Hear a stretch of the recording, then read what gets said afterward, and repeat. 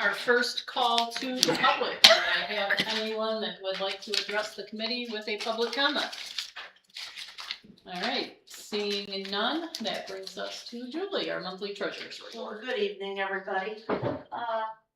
It's a busy time in the office.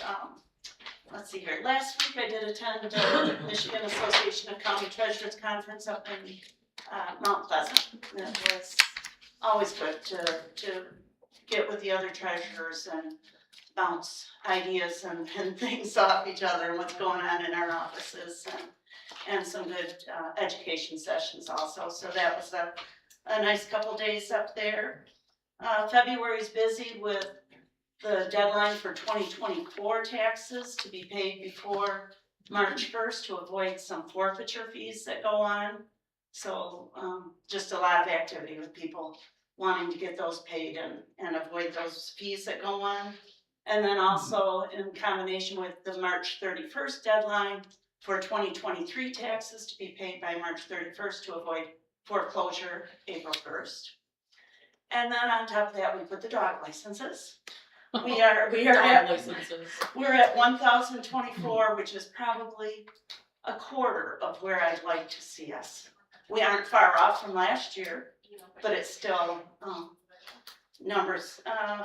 But 53 today alone, just to show you what kind of traffic is going on in the office. So phone's busy, foot traffic's busy, and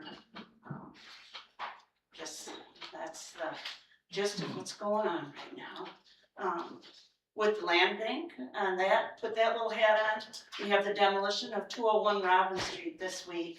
I haven't been by to see it. Is it completely down, Greg? Have you been by to take a look? Today and I did.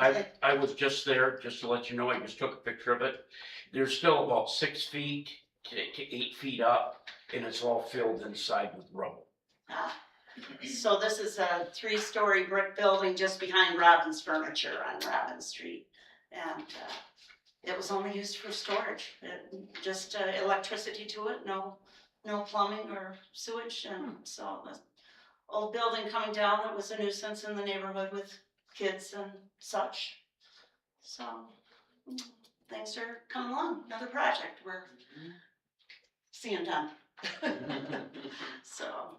All right, anybody have anything for Julie? All right, well, thank you. Sure.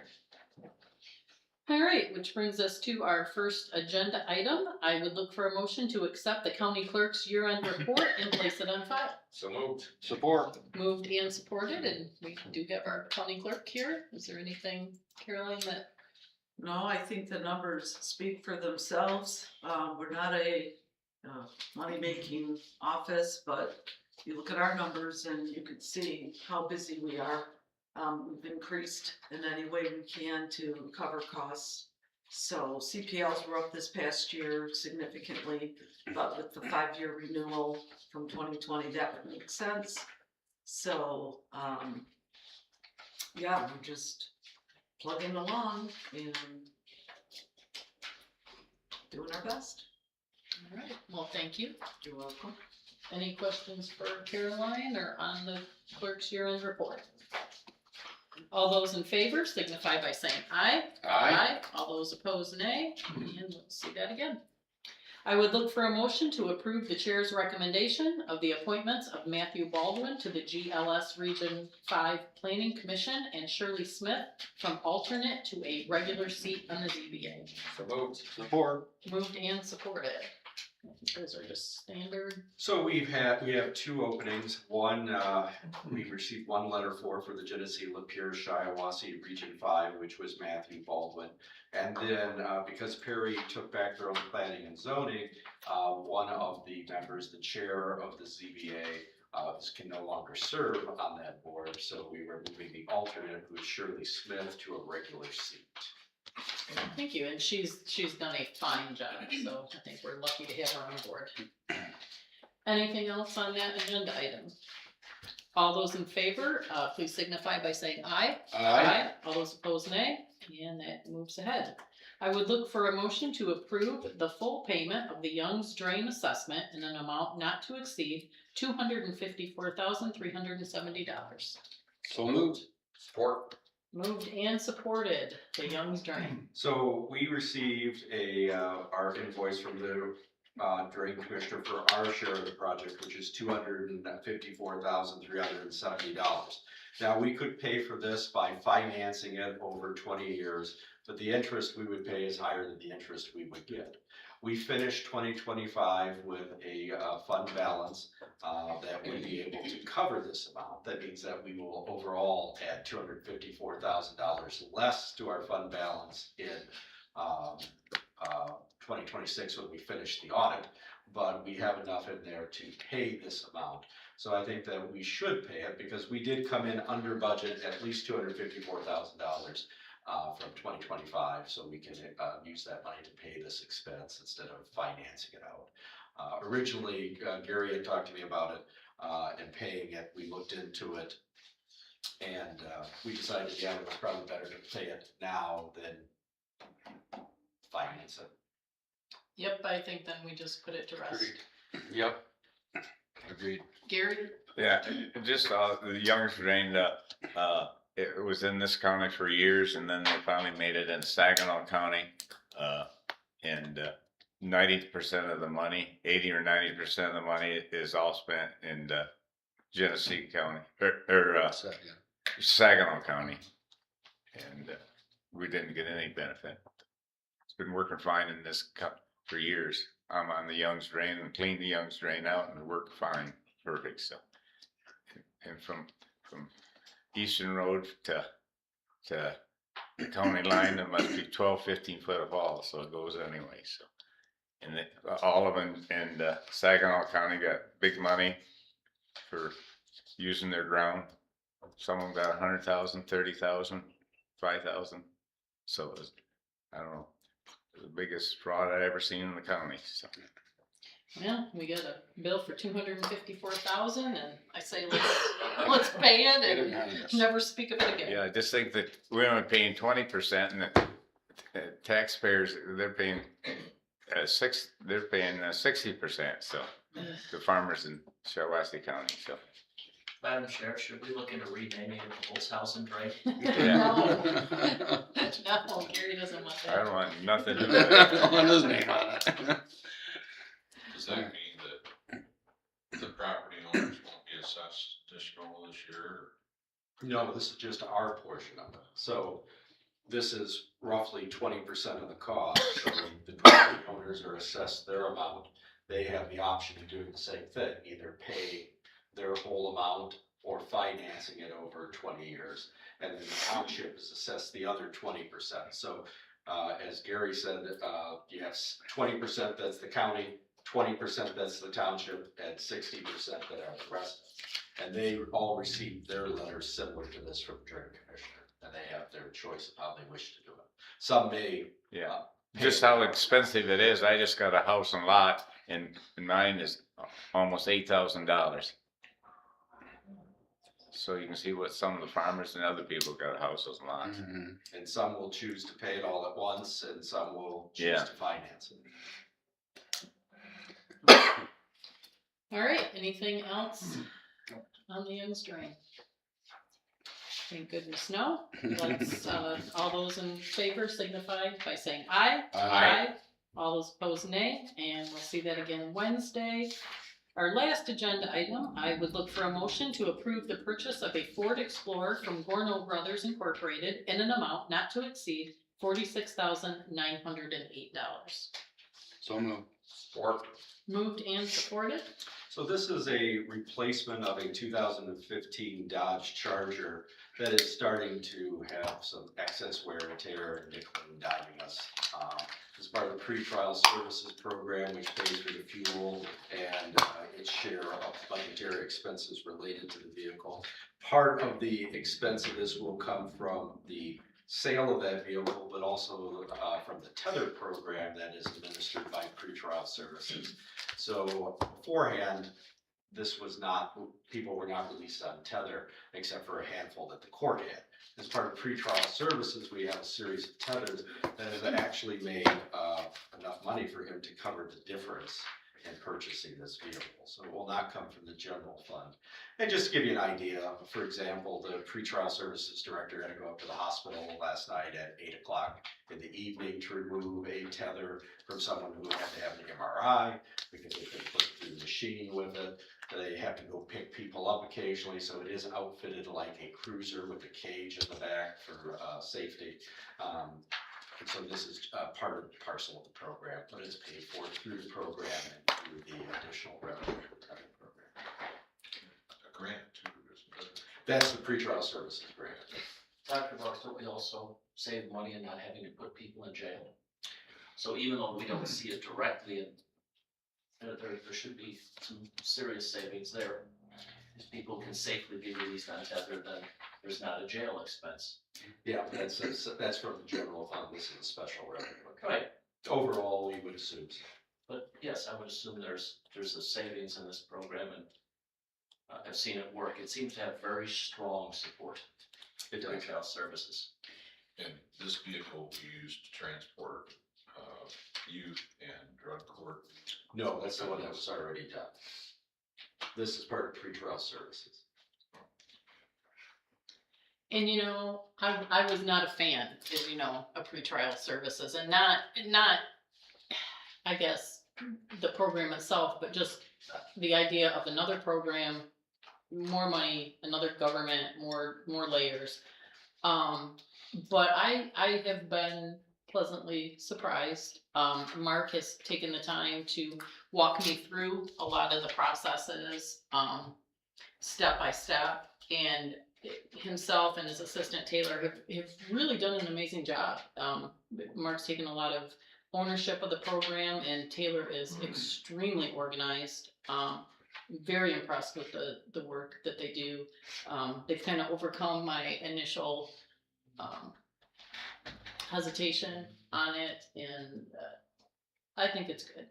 So this, again, Mark's went above and beyond to make that program profitable to, be able to do something like this, so. I don't see any, Commissioner Polson has something? yes, Gary. It wasn't purchased from our local dealership, the Ford dealership. Where's that dealership? I didn't. This see it. one's down by Troy. They had one in stock. Oh. That's why. I just wondered how come we didn't get it local. If we ordered it here, they didn't have one in stock, and it was gonna take several months. Oh, yeah. And, That's all right.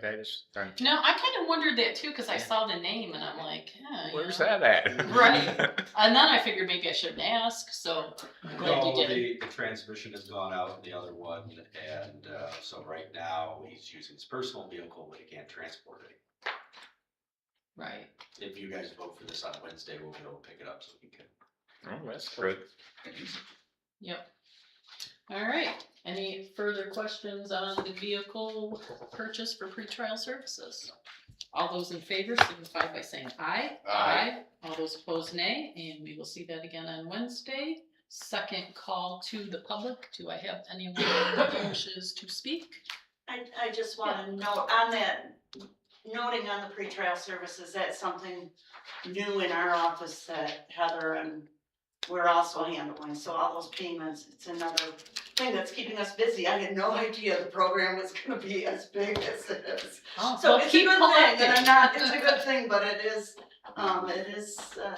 So all. another function that we're dealing with is the tether payments and all of those Okay. things. So his office does not accept payment. Right, They so have to take we're their handling all of invoice it. and go to the treasurer's office to pay, because only select departments can pay cash or, credit Okay. cards or anything like that. And the fewer we have, the more it's able to be under Yeah, Julie's I'm control. I just was throwing that out there, making No, you thank you aware, for not, that.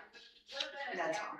No, that's a valid point, and I appreciate you collecting the money for us, so.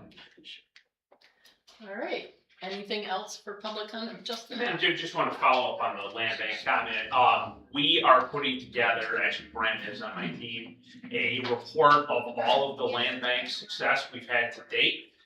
We should have that ready hopefully for the meeting next month. We'll be able to distribute that obviously to the land bank board, the board of commissioners, and we want to get that out in the community.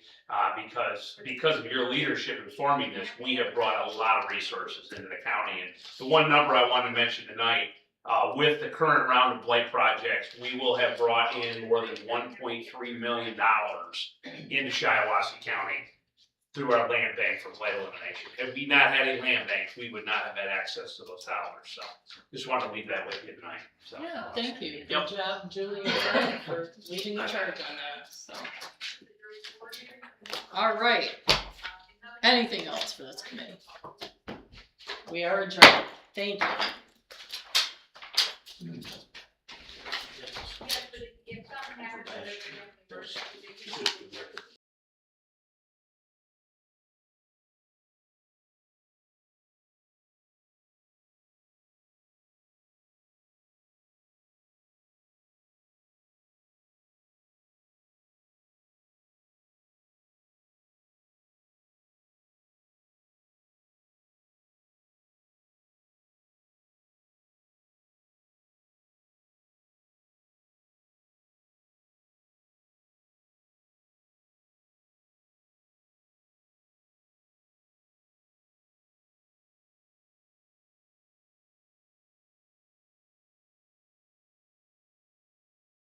Meeting to order. Please stand and rise for the pledge of allegiance.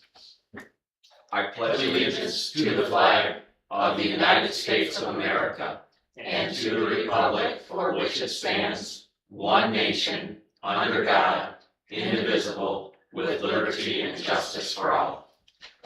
All right, thank you. That brings us to our first call to the public for the Econ and Physical Development Committee meeting. Hearing none, we will move down to community development reports with Mr. Pete Preston. Thank you, Mr. Chair. Being in the midst of winter, we do not have a lot of permits, but we have some. We have 7 zoning permits, 12 building permits, and 19 code enforcement actions, with the majority of those code enforcement actions still revolving around junk and debris and such, but we do have a couple of illegal uses that we picked up in the last month.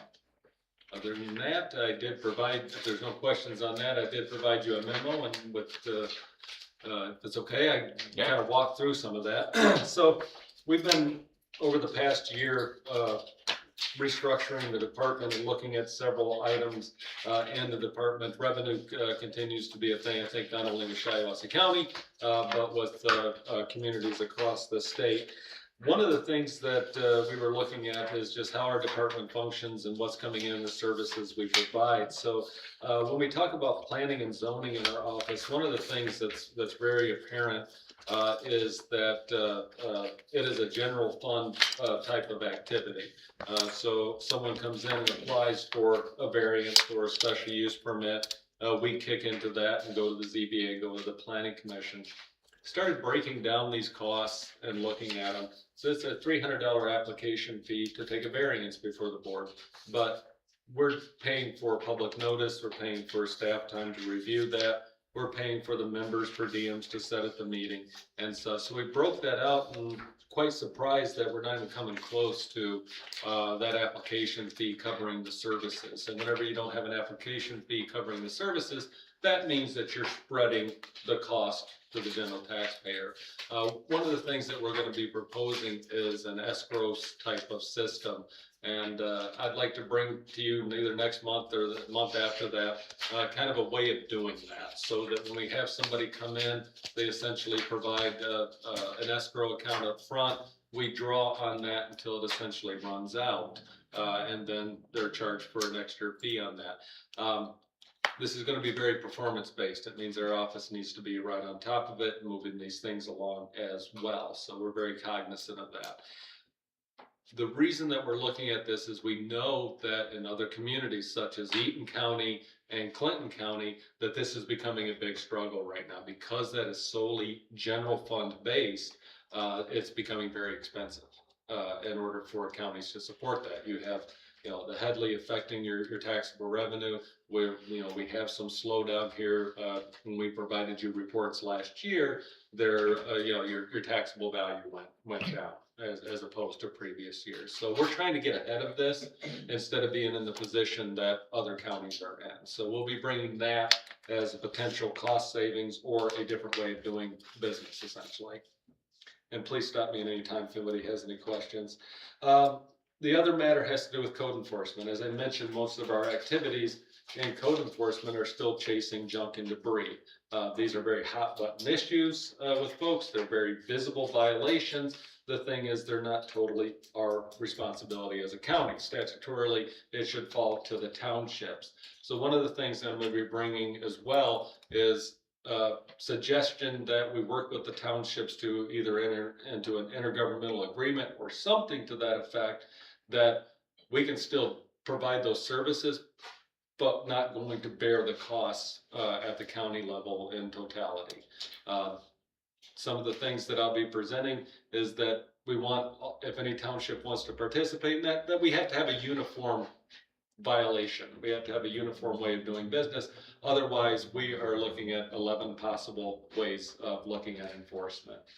I'll bring that as a recommendation and suggestion as well. Keep in mind, just building on that, junk and debris fall under general police powers. That's not something that the county has. So the townships have those. So the townships would need to assign, contract, enter into an agreement for us to do any kind of junk and debris enforcement. So that was my question. So how are we doing it? We're not. So we have some things that are related to building violations that they handle, but it's Most not. of these on this report are junk and debris. But that's how they, go ahead, explain it to him. Well, historically, we have enforced those. So we haven't slammed the door shut on those, but we've prioritized. It used to be we'd get calls about somebody that had their washing machine out on their front steps. We're not going after those anymore, the new ones, but we have ones that we've started that are good a decade old because there was so much junk and debris. I'm kind of tiptoeing the line because I'm looking at the zoning ordinance as a use violation on those. But since we started them, and we have neighbors in the township expecting us to follow through, that's why we're looking into that. Now, right now, I have 3 tickets that'll be going to court at the beginning of next week: illegal sign, illegal use of property for a business, and an accessory structure going up without permits. So those are hard and fast, and for our office to be able to work through the legal system with those and take care of those, we need not to be pulled to and fro about junk and debris. And if we are, the county should at least be compensated for that effort. And perhaps it won't take 10 years. It's, and that's, we never want to end up looking draconian in any way. And it's really hard because you can drive from one end of Shiawassee County to another and see properties that have the same level of junk and debris that never had a neighbor complaint on it, and then the other one that did. So that's why we want some uniformity built in if we work with the townships. Okay. Well, and we did start this discussion, 2 years ago. Yeah, Commissioner Garber and Chairman Brodeur went to Bennington Township with me where we explained the police powers part, and those are just not enforceable. I mean, he could write a ticket for junk and debris, but it would get kicked out. Well, and Perry was there, and I think Scioto, because there's been a real misconception. I mean, we have some misunderstandings, on this board because, again, we've always done it that way. Yeah. I've been here for years, and that's the way they always done it. But that doesn't mean we have to continue doing it. And how'd you take care of them before, like 10 years ago, when they jumped in debris? It's just been historically done, and that happens and that happens throughout the state. But at a certain point, you're paying me to enforce something you really can't enforce, and more times than not, when somebody says, well, you can't get community development to do anything, it's because we've got 10 acres of junk and debris, or somebody that was 10 years into doing it, and then finally somebody complained, and now we're right in the middle of it, so it's a fun one, and I'm coming to you and pushing it because I do think it's time that we have some sort of action and move forward with that. And if the township wants to hire somebody to do their own, they're more than welcome to. We just thought maybe, to extend that we already have a system set up. So, I mean, a lot of the townships that don't do their own, we've done them for 50, 60 years. So that power is actually theirs, for planning and zoning. And they've turned it over to us at 50 or 60 years ago. And no one is still around that remembers when they did it themselves or how they did it. But they've never been able to turn over the police powers to us to do junk and debris. That has to be through a contract enforcement of their ordinance that they have to adopt. Now, several of the townships that we work with are represented by one attorney. And so drafting a model ordinance should be relatively easy, assuming that they are all interested in participating, because they'll be able to replicate it. And if I could, Yeah. Brett, I mean, it is really time that we share the cost.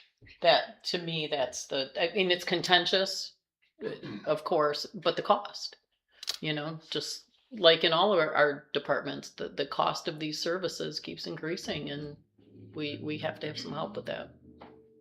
So the township will pay, or else the owner still gotta pay for it in the end? Who pays for it in the end?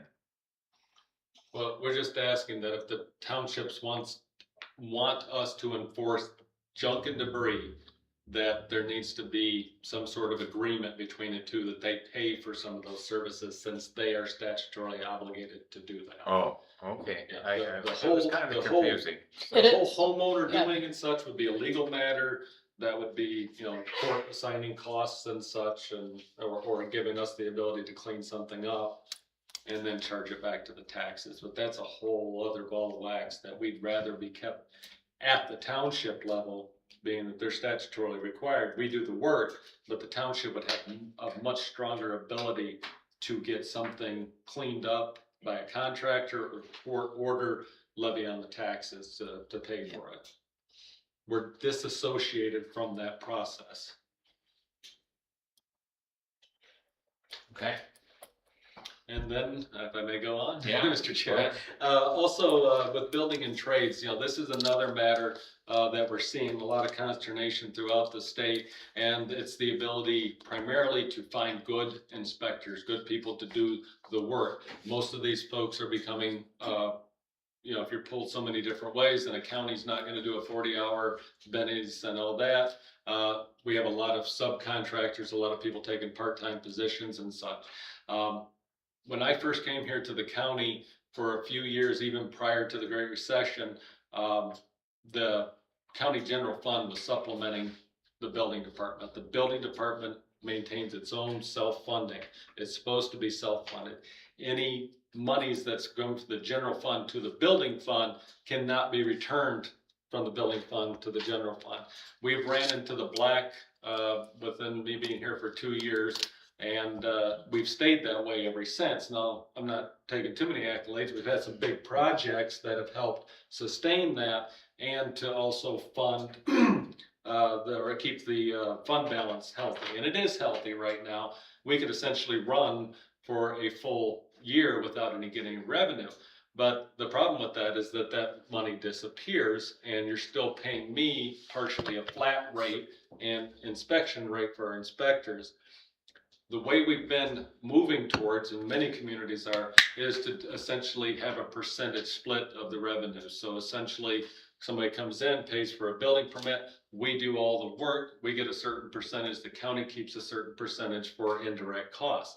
So that means that during low times, we're still obligated to staff that department based on what's coming in. And of course, vice versa, if it's good times, the county still maintains its nest egg and continues to move forward. And of course, then I would be able to keep my staff maintained for those low times. So it's essentially trying to take the peaks and valleys out of everything, because you're paying me a flat rate right now. In months like December and January, there's hardly anything coming in that was support the department. So I'm going to bring that forward. This is what we've done in 2 other communities as well. With building and trades, you know, we haven't done the fee schedule in a bit, bring that back and take a look at it as well, to see where we're at. There's been some big leaps and such again in other communities, and the reason being is because we're at $55 an inspection right now for our inspectors. Other places are at 75. So you can see we're not going to get the quality inspector to come in and do the work that we want. And so we'll take a look at that as well. Last but not least, equalization. Equalization has been running quite smoothly of late. We have a primary function in equalization, and that's to do our field studies and our equalization study on an annual basis to give the assessor an idea of where they need to be for the next year, and to provide you reports and compile all the data so you're doing your thing. We have a lot of secondary functions that are not required by statute that we are doing.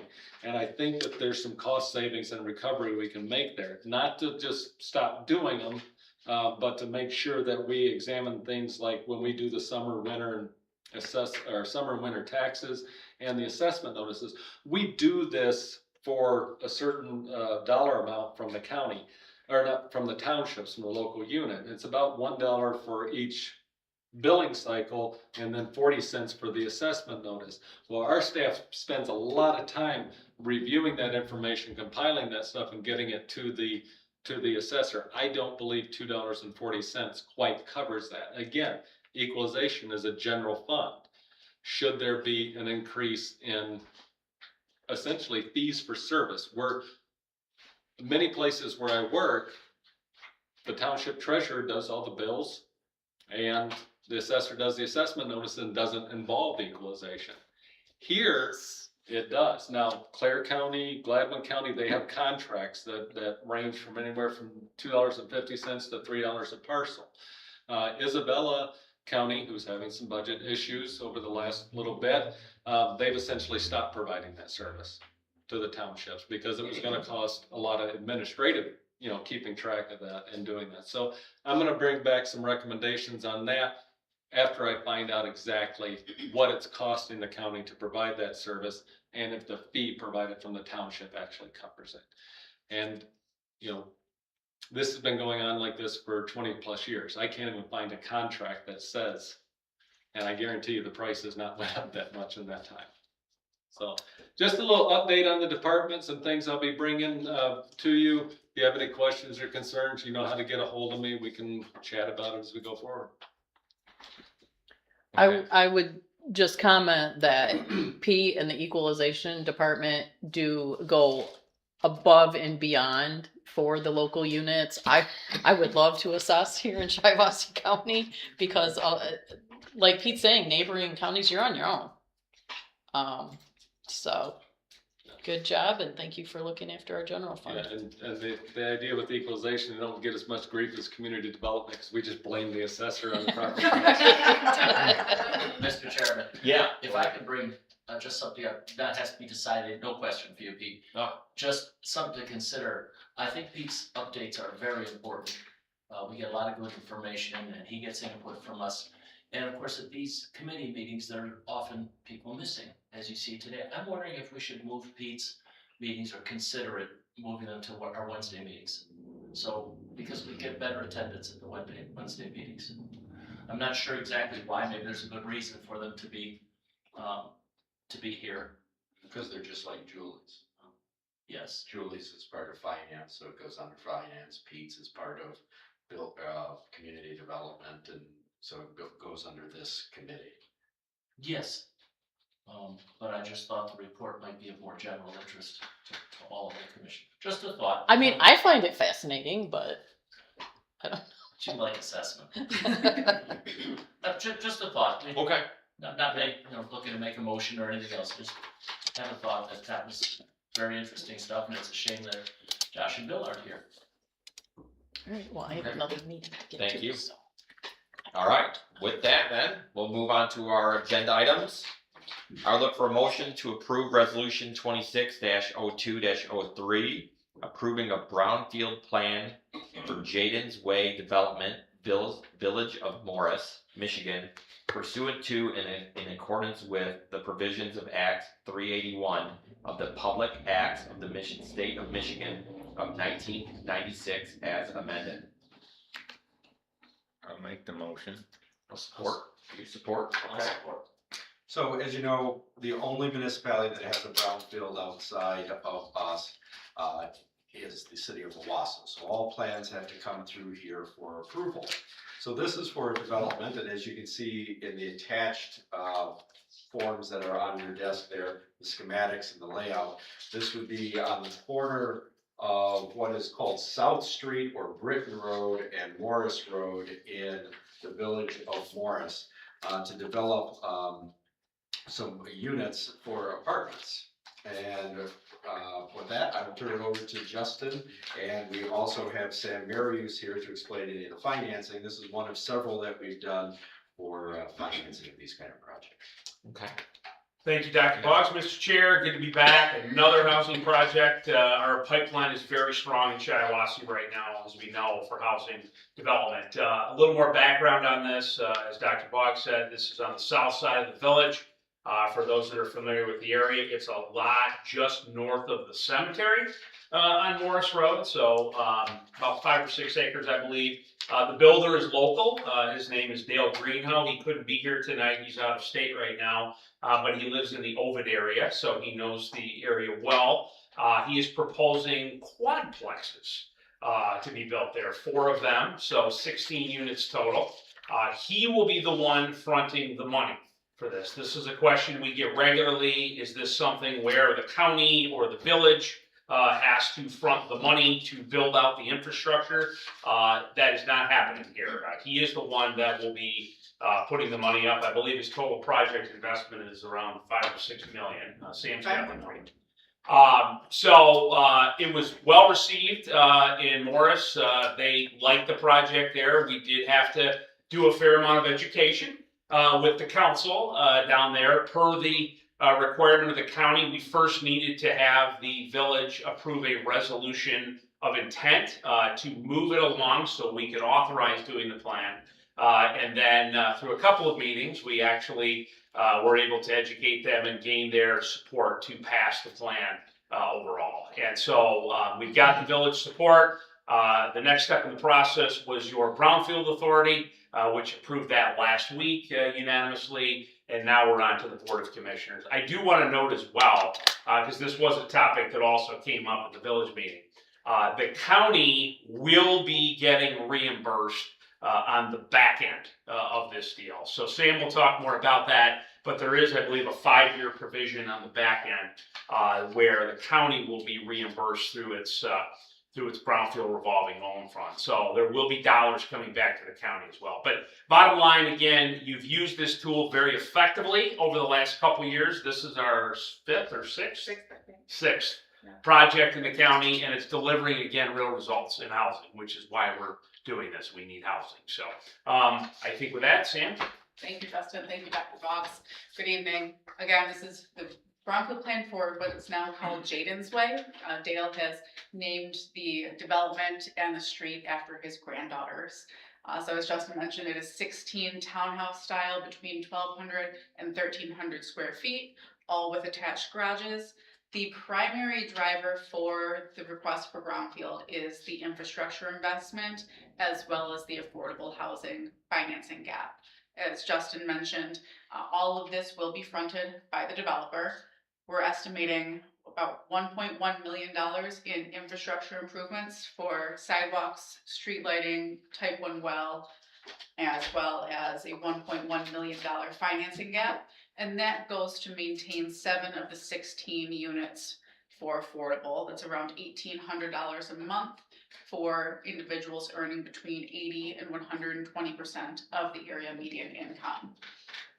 This was approved by the Village of Morris. They're meeting on January 13th, as well as Perry Township.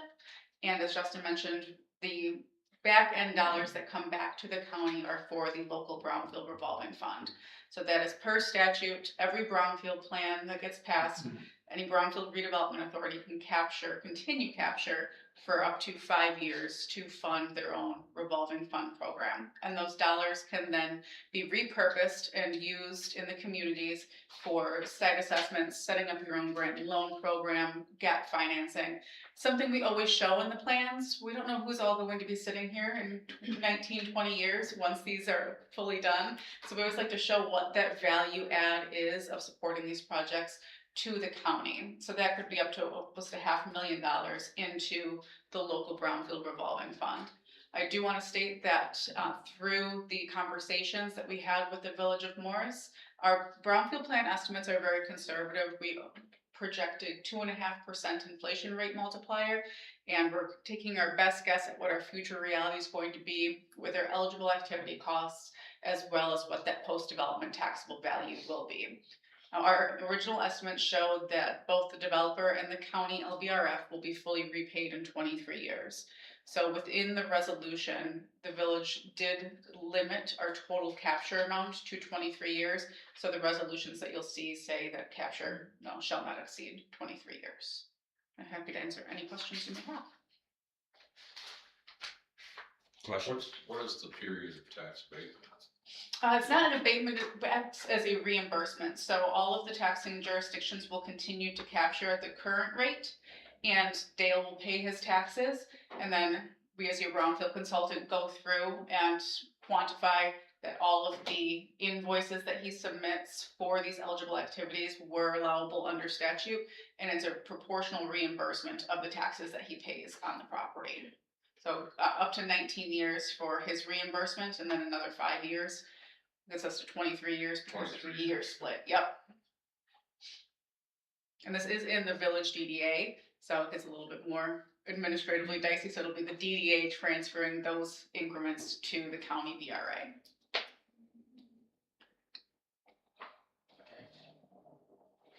There will be a public hearing for this on Wednesday as well, Yes. right before adoption. Do you think the builder will be back by then? I think so. He's actually, he's doing hurricane rebuild work in Florida right now, interestingly enough. So that's why he's there. Hopefully he brings some warm weather back with him. Supposed to get warm tomorrow. Yeah, actually his investment partner was supposed to be here tonight, and he's not here. So his investment person, some of you may know him or heard of him, his name is Craig Smith, the owner of Main Street Pizza. For those who know Main Street Pizza, they've got multiple locations. So he's the financial investor that's putting up private sector money to drive this forward. So if Dale is not back, then hopefully he'll be able to join us. Okay. I think it looks very similar to the other ones, which you've all been working out great, so it's perfect. Okay. Questions? Hearing none. Do you know if he's gonna plan on putting 2 houses on the south side of the drive and 2 houses on, or should I say duplexes or quadplexes or whatever they are? I'll have to take a peek at his site plan and Probably not. yeah, I'll take a look and see if I've got another copy of his site plan and bring it on Wednesday. But I can't recall off the top of my head. That'd be great. Yeah, Thank you. for sure. Okay. No further questions? All right, all in favor of moving this to Wednesday, please signify by saying aye. Aye. Those opposed? All right, we'll see that on Wednesday. Next, I would look for a motion to accept and place on file the 2025 Register of Deeds Annual Report as presented. I'll make the motion. I'll support. All right. And Lori Kimball is here to present or ask any questions that you might have. Lori? Well, if you look at the report, you can see that we had another good year. We collected over 2.6 million in the office, and of that, $628,850 went back to the general fund. We love Lori. Her wanting to support the county. We did cover our own expenses, plus an additional $164,000. So we're keeping busy, and I don't have anything else unless you have questions for me. I don't have any questions. Have you noticed any change in market conditions? We're still very busy right now. It is a good thing. Okay. Thank you very much. Thank you. All right, excellent. With that, All in favor of moving that or accepting that, please signify by saying aye. Aye. Those opposed? Okay. Next, I would look for a motion to accept the planning commission's recommendation to amend the zoning map in Rush Township, changing from B2 to B3 for parcel ID number 002-24-200-002. Ordinance number 26-02-01. I'll make the motion. And I'll support. Excellent. Discussion. So you may have seen this before because we moved it from A1 to B2. However, it needs to be B3 for it to have the use that is intended by the owner of it. And this has been approved by the planning commission. Pete, do you have anything? Just that the applicant also just went through the zoning board of appeals and received a variance. Very tight decision was made on that. We did have some neighbors turn out concerning the project, and this will be on the agenda of the planning commission at the end of February for a special land use permit. This is the old Edix bar, and it's going to be a speakeasy. So kind of the same bar. Yeah, speakeasy / mini storage. It's odd going by there without the old bar. It's gone, isn't it? Didn't they knock it down? Here's a question. Yeah. I know what a speakeasy was during Prohibition. What is it today? The same. So it's a bar. Okay. Just wondering if there's a difference. With the hidden facade. Yeah, it'll be hidden in the speak, Yeah. or in the storage. That's unit why it's, somewhere. okay. So there was one in Fenton, Yes. but it burned down, and it was a taco restaurant. Mexican restaurant, had tacos, nachos, different things like that, and you went up to the Pringles vending machine, you hit the original Pringles can, and it opened the door, and you went behind it, that was a bar. That's the modern Okay. interpretation of it, I don't know what he's planning. Alright, I We got gotta it. know more. I like it. Okay. Further discussion?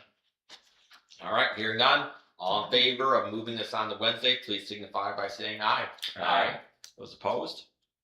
Excellent. All right, that brings us to our last call to the public. Hearing none, this meeting is adjourned. Thank you very much.